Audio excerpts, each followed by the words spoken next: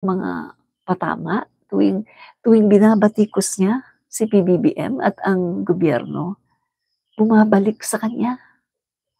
'Pag sasabihin niyang korap ang gobyerno, ayun, sinasampal siya 100 million times na yung tatay niya nagka-award 2017, the most corrupt person in 2017, nagka-award international.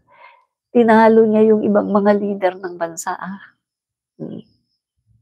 Tapos umamin pa na maraming ghost projects. Umamin pa na mga ghost projects, sasabihin kumpleto pero wala naman talaga. Pero wala siyang napakulong kahit isa. So, ang sabi ni Jose Claire Castro, manalamin ka muna at tingnan mo yung panahon ng tatay mo. Pahiya. My God. Tuwing nagsasalita siya talagang pahiya siya. Talagang tuwing nagsasalita siya, para lang siyang para lang siyang, yung bang nagsasalita pagkatapos, hindi man lang niya tinitingnan or inaalala kung ano yung nangyari sa panahon ng tatay niya.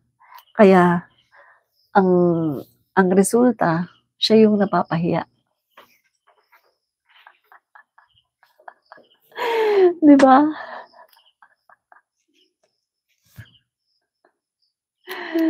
Ay naku, nakakaawa. Nakakaawa talaga. Nakakaawa talaga yung Sara niyo 'no? Oh, may ano pa Jose Claire Castro, meron pang ang laki-laki ng naka-print.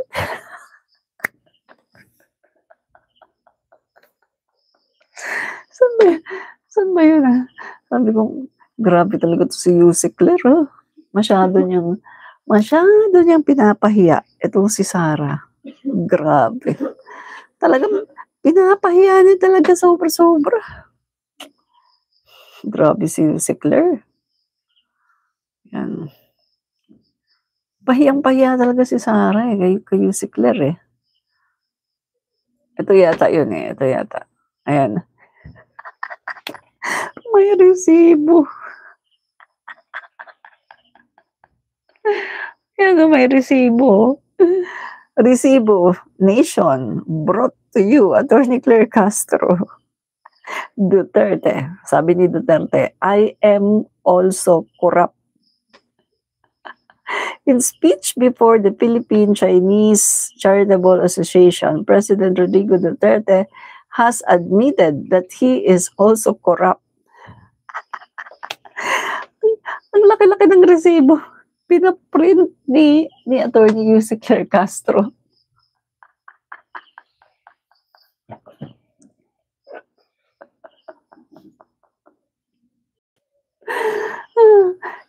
Nainsulto na naman. Ay naku, kawawa naman talaga. Love and peace, kawawa naman mga irong DDS dito kung umiiyak parang daig mga bata, lakasan pa iyak.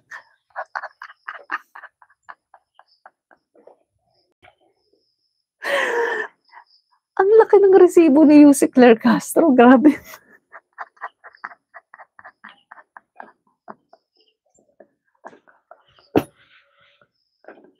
Galit na galit yung mga DDS Pinaprint, ang laki ng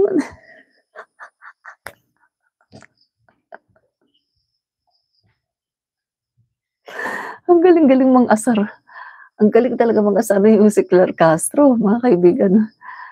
Grabe pwede namang magpa-print ng ganito lang no? Yung bawa ganito lang.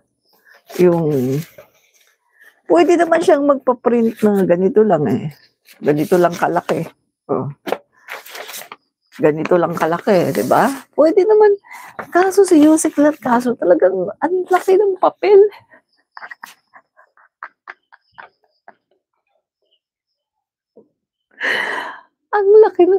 Ang laki ng papel mga kaibigan nung pinaprint niya. Nakalagay dito, yan yung sinabi ni Duterte, I am also corrupt.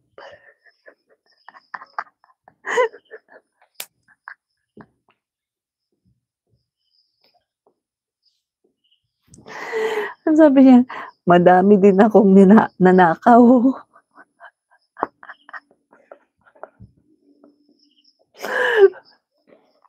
Kita mo?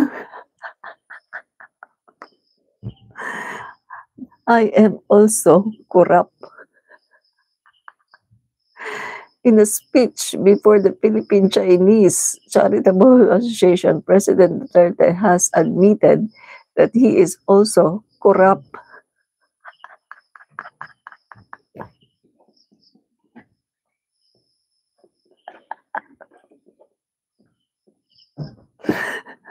Yung bang yung bang yung bang tipong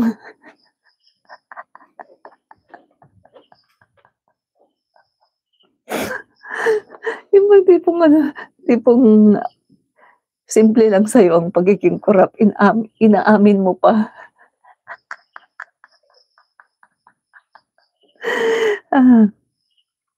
In May 2016, Trillanes filed a plunder case against Duterte before the office of the Ombudsman due to the latter's alleged unexplained wealth, including the 2.4 billion that flowed into his bank accounts and the alleged hiring of 11,000 ghost employees, which according to Trillanes could be one of Duterte's source of unexplained wealth.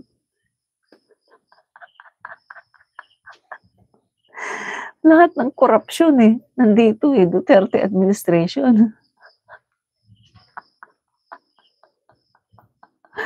Grabe no, mga kaibigan.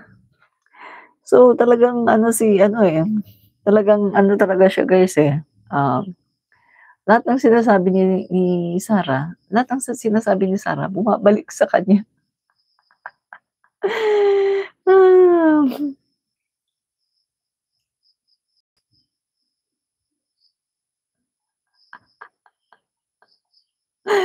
So, nag-resign po si Speaker Martin Romualdez kasi siya po ay merong delikadesa, no? Delikadesa. Kasi ayaw ni Speaker Martin Romualdez na yung bang kapag siya ay halimbawa iimbestigahan, kasi dinadawit yung pangalan niya iimbestigahan. Tapos dahil siya ay powerful, dahil siya ay speaker sa Congress, ay medyo mangingimi sila na imbestigahan. Kasi gano'n yun may mga courtesy na mga ng mga kumbaga, mga kalakaran na kapag, Speaker of the House, wag niyong anuhin, wag niyong anuhin yan, wag niyong imbitahan, may mga ganyan So, ang ginawa po ni Speaker Martin, para hindi po magkaroon ng gano'n, no? Para ang tingin po sa kanya ay simpleng tao lang, nag-resign po siya. Para maharap po niya, no? At hindi po mahirapan na imbitahin siya, kung kahit sino man, hindi po sila mangingimi na imbitahin si Speaker Martin Romualdez kasi ordinary na lang siya na speaker. At hindi rin mapaghihinalaan na, ay, powerful yan. Tiyak aanuhin lang niya yung investigasyon, gantuhin lang niya. Alam mo na yung sasabihin na lulutuin, ganyan-ganyan. Kasi powerful yan, Speaker of the House. So, out of delicadeza at para na rin maging maayos yung kanyang pagsagot sa lahat ng mga akusasyon, ay nagpasya siya na mag-resign na lang. Mag-resign, no? Para po talagang masagot niya ang lahat ng katanungan. So, malaking-malaki po ang pagkakaiba, no? Kasi si Sara Duterte, ang daming binabato. Pinagre-resign din kasi ang daming binabato sa kanya. Dapat meron na siyang trial, pero pinipigilan niya. Ginawa niya ang lahat para pigilan ang trial kasi nga may kasalanan siya at alam niya na makukulong siya at alam niya na makukonvict siya. Kaya lahat ng paraan ginagawa niya para pigilan. kasi nga may kasalanan si Sara.